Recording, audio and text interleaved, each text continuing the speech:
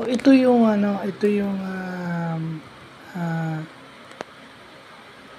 ah, rectangle inscribed in a parabola. Kaso, kung kahapon is opening downward, ito naman opening upward. Yung center ng parabola is siguro sa origin. Kasi yung maiksing equation yung ginagamit natin dito. So, kung makikita natin, x yung given, di ba? Given yung x kahapon, y. So, this time, x yung ating given. So, naka-open siya upward. So, medyo nalito. So, binago ko para kasi nakita ko mali eh. So, binago ko lang. Kaya blinag ko ulit. So, yun yung maganda na tututunan natin ngayong araw na may mga ganyang bagay. No, wala namang magsabi ako ng mali. Nung nakita ko mali, nag-vlog ako ulit, binago ko. So, yun.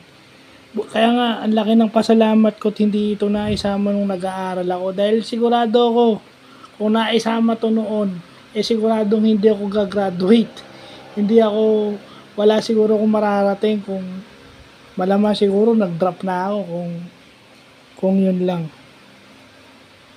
So, yun lang po.